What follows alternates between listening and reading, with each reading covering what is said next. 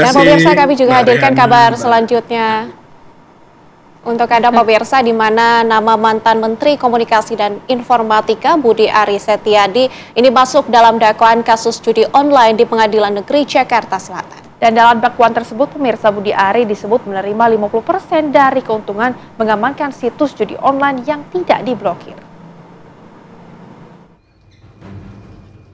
Nama mantan Menteri Komunikasi dan Informatika yang kini menjabat sebagai Menteri Koperasi Budi Aris Setiadi hangat dipergunjingkan. Namanya masuk dalam dakwaan kasus judi online di Pengadilan Negeri Jakarta Selatan dengan terdakwa 4 ex pegawai Kominfo.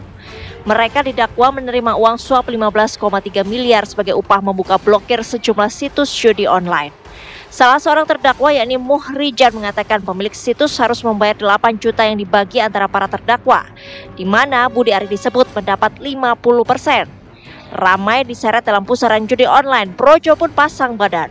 Wakil Ketua Umum DPP Projo membantah ada imbalan judul yang turut dinikmati Budi Aris Setiadi.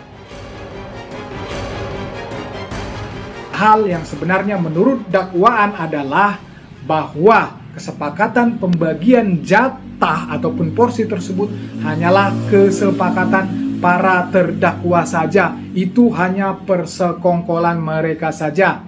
Dakwaan tidak ada menyebutkan bahwa Budi Aris mengetahui persekongkolan tersebut, apalagi memerintahkan dilakukannya kesepakatan tersebut. Budi Aris juga tidak pernah menerima jatah atau bagian apapun dari persekongkolan mengamankan situs judi online tersebut, bahwa Budi Aris tidak terlibat apapun dalam kasus judi online. Di sisi lain, buntut dari namanya muncul di dakwaan, Budi Aris berpeluang dihadirkan oleh jaksa dalam persidangan sebagai saksi. Kalau yang bersangkutan masuk menjadi saksi dalam berkas perkara ini, tentu penuntut umum selaku pihak yang dibebankan pembuktian ya sebagai pemilik perkara, tentu ya bisa saja memanggil yang bersangkutan itu sebagai saksi untuk diperiksa di persidangan gitu. Nah, itu dia. Nah, tetapi kalau yang bersangkutan tidak masuk di dalam berkas perkara dalam daftar saksi misalnya, maka itu dikembalikan kewenangannya kepada majelis hakim. Istana pun menyatakan menghormati dan tak akan mengintervensi proses hukum yang berjalan.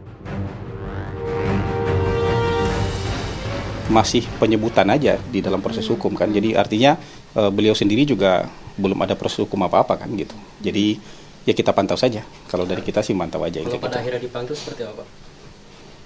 Ya ikuti aja prosedur hukum. Ya kita kan nggak mengintervensi proses hukum. Makanya saya bilang yang salah akan kelihatan salah ketika proses hukum ini berjalan. Yang tidak salah juga jangan dipaksain bersalah. Yang tidak salah juga akan kelihatan tidak bersalah kalau dalam proses hukum kan gitu. Lantas akankah Budi Aris bakal dihadirkan sebagai saksi dalam persidangan? Tim TV One mengabarkan. Pusing, gimana cara mendapatkan kebutuhan bahan bangunan sekaligus? Mau tahu solusinya?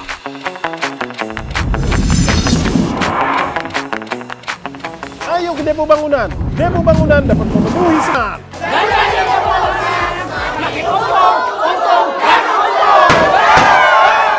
Depo Bangunan, supermarket bahan bangunan yang lengkap, nyaman dan murah.